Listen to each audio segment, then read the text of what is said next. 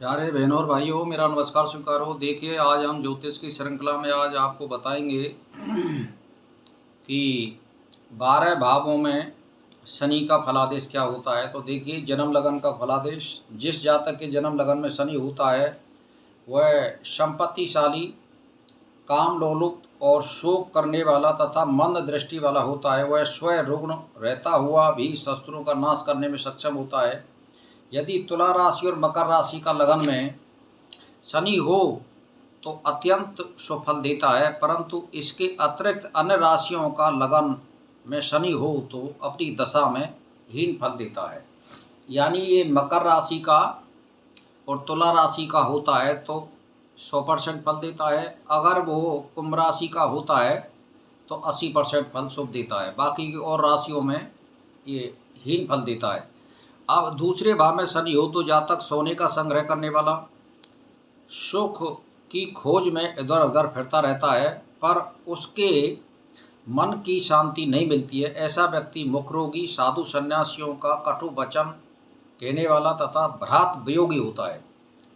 अब तीसरे भाव में शनि हो तो जातक सुंदर, प्रभावोत्पादक, भाषण करने वाला, उद्यम करने वाला यानी व्यवसायी, उसका भाग विघ्नों से घिरा रहता है। ऐसा जातक निरोगी, विद्वान, मल्ल, कुश्ती लड़ने का शौकीन और विवेकी तथा शत्रुओं का नाश करने वाला। चौथे भाव में अगर शनि हो तो उसके पिता का धन प्राप्त नहीं होता है, बंधु बांधवों की ओर से उसे कष्ट मिलता है और कुल की हानि होती है। ऐसा जातक या व्यक्ति माता पिता को दुख देने वाला, बलहीन, अपयशों और सीख क्रोध करने वाला, कपटी और धूर्त तथा उदासीन होता है। पांचवें भाव में शनि होने पर जातक संतान का भाव देता है, उसकी बुद्धि को कुंठित करता है, उसकी संपत्ति चंचल रहती है। ऐसा व्यक्ति घोर नास्तिक, मित्रद्रोही, उदर पीड़ा से ग्रस्त और भ्रमणशील, विद्वान और आलसी और चंचल होता है।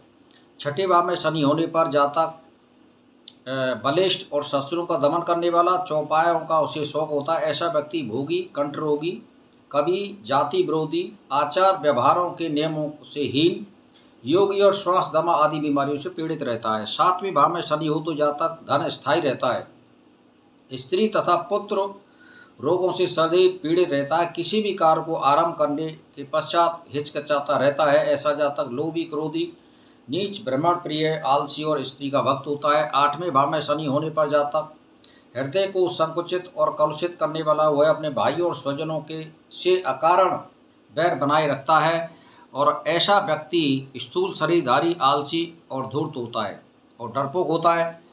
नवें भाव में शनि होने पर वह कठोर बुद्धि वाला, अत्यंत मृत स्वभाव वाला, योग, वैराग आदि शास्त्रों का श्रद्धा रखता है। रजोगुण प्रधान ऐसा व्यक्ति क्षुद्र बुद्धि के कारण बंधु बांधवों से व्यंग बाण सहता रहता है। 10वें भाव में शनि होने पर उसके माता पिता की मृत्यु बाल्यावस्था में होती है। अधिक कार्य के घमंड से वह नीच कार्य में प्रवृत्त हो जाता है। जीवन में उसका सुख धीरे धीरे बढ़ता है, उसकी जीविका अल्प, युद्ध में विजय श्री मिलती है। वह नेता, न्यायी, रजोगुणी, अधिकारी, चतुर, महत्वाकांक्षी, परिश्रमी और उदर विकार से पीड़ित रहता है। 11वें भाव में शनि होने पर माता पिता की मृत्यु उसके बचपन में ही हो जाने की संभावना रहती है। पिता द्वारा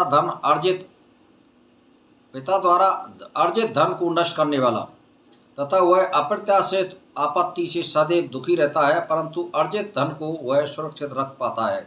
ऐसा जातक प्रपंची, वीर और दीर्घायु और गुणीजनों का आदर करने वाला होता है। संतान की ओर से दुखी होने वाला था। 12वें भाव में शनि होने पर जातक निर्जल, छोटी छोटी आंखों वाला, विदेश यात्रा करने में विशेष रुचि लेता है। ऐसा व्यक्ति उन्मादी, अपव्ययी, कटुभाषी, दुष्ट स्वभाव वाला, अविश्वासी, माँ आदि परिजनों को कष्ट देने वाला होता है।